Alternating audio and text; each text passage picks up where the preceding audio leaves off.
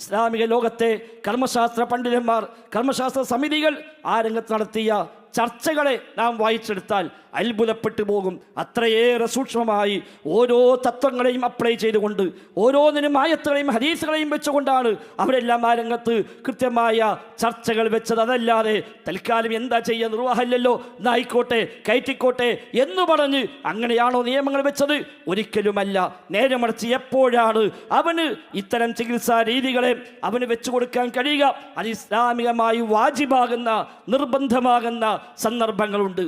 നിർബന്ധമാകുന്ന സന്ദർഭങ്ങൾ, വെന്റിലേറ്ററിലേക്ക് രോഗിയെ കയറ്റൽ വാജിബാണ്, ശർഈയായി മതപരമായി നിർബന്ധമാണെന്ന് പണ്ഡിതന്മാർ രേഖപ്പെടുത്തി വെച്ച സന്ദർഭങ്ങളുണ്ട്. നബി തങ്ങളുടെ കാലത്ത് വെന്റിലേറ്റർ സംവിധാനമുണ്ടോ? ഇല്ല. പക്ഷേ ഇന്ന് ഈ സംവിധാനം ഉണ്ടായപ്പോഴും ആ സംവിധാനത്തിൽ ഒരു രോഗിയെ എപ്പോൾ കയറ്റണം, അത് എപ്പോഴാണ് വാജിബായി മാറുക, കൃത്യമായ നിയമങ്ങൾ വെച്ചു. പണ്ഡിതന്മാർ, മുൻഗാമികൾ എഴുതി വെച്ച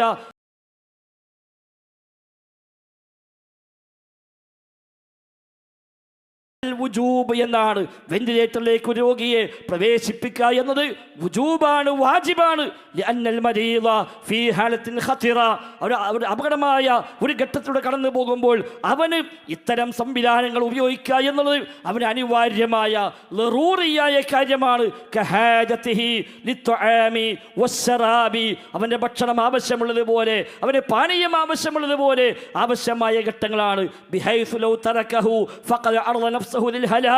അത്തരം വെന്റിലേറ്റർ സംവിധാനം വേണ്ടെന്ന് വെച്ചാൽ ഒരുപക്ഷെ നാശത്തിനാണ് അത് നിമിത്തമായി മാറുക, കാരണമായി മാറുക. അതുകൊണ്ട് തന്നെ അത്തരം കാര്യങ്ങൾ വാജിബൻ ശർഈയൻ യസ്മു ബിതർക്കിഹി എന്നാണ്. ശർഈയായ വാജിബായി പരിഗണിക്കപ്പെടുമെന്നാണ്.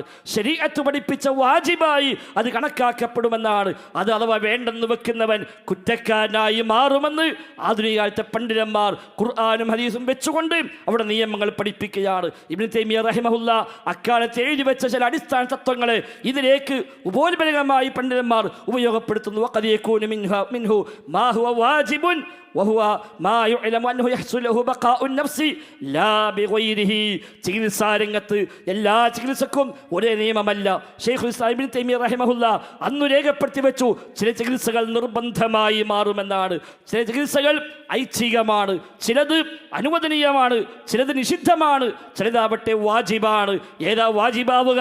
അവൻ്റെ ജീവൻ നിലനിൽക്കാൻ ഇത്തരം ചികിത്സകൾ നടത്തിയേ പറ്റൂ, ഇതല്ലാത്ത മറ്റു പരിഹാര മാർഗങ്ങളില്ല എന്നറിയുന്നിടത്ത് അത്തരം ഘട്ടത്തിലാണെങ്കിൽ അത് വാജിബായി കണക്കാക്കുമെന്ന് ഇബ്നു തൈമിയ്യ റഹിമഹുല്ല അന്ന് രേഖപ്പെടുത്തി വെച്ചതാണ്. ഈ ഒരു സംവിധാനത്തിന് തെളിവായി പണ്ഡിതന്മാർ ഉപോത്ബലകമായി കണ്ടത്. നബി തങ്ങളുടെ ഹദീസിൽ വന്ന ചില സൂചനകൾ, ഖുർആനിൽ വന്ന ചില അധ്യാപനങ്ങൾ അതിലേക്ക് അടിസ്ഥാന തെളിവുകളായി പണ്ഡിതന്മാർ സ്വീകരിക്കുകയും ചെയ്യുന്നു.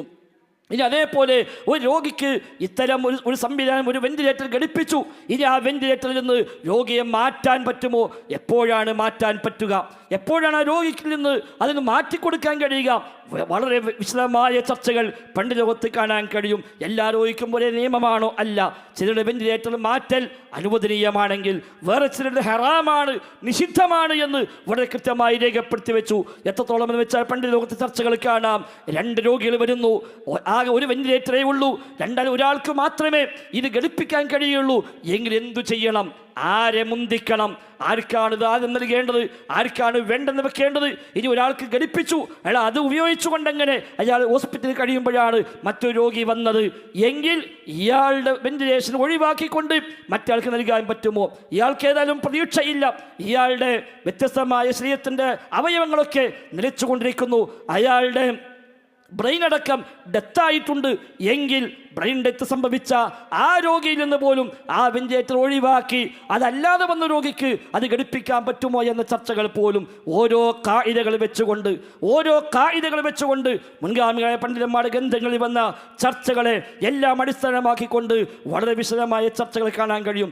ദർഉൽ മഫ്സദി ഔലാ മിൻ ജൽബിൽ മസാലിഹി, അഥവാ മഫാസിദുകളെ, പ്രശ്നങ്ങളെ, പ്രയാസങ്ങളെ ഇല്ലാതാക്കുക. ദർഉൽ മഫാസിദ്, പ്രയാസങ്ങളെ ഇല്ലാതാക്കുക എന്നതാണ് ഔലാ മിൻ ജൽബിൽ മസ്വാലിഹി, നന്മകൾ ഉണ്ടാക്കുന്നതിനേക്കാളും മുന്തിക്കേണ്ടത് എന്ന് ഇസ്ലാമിൻ്റെ അടിസ്ഥാന തത്വമാണ്.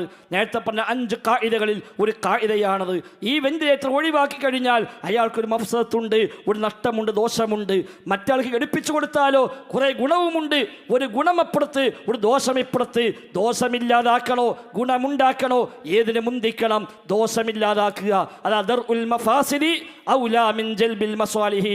ഒരു മസ്ലഹത്ത് നൽകുന്നതിനേക്കാളും മുന്തിക്കേണ്ടത് ഒരു മഫ്സദത്തിനെ ഇല്ലാതാക്കാനാ. അതുകൊണ്ട് അയാളുടെ വെന്റിലേറ്റർ എടുത്തിട്ട് മറ്റൊരാൾക്ക് വെക്കേണ്ടതില്ല. അതിൽ എന്ത് സംഭവിച്ചാലും ഇയാൾ തുടരുകയാണ് വേണ്ടത് എന്ന് പണ്ഡിതന്മാരുടെ നിയമങ്ങൾ പറയുന്നു.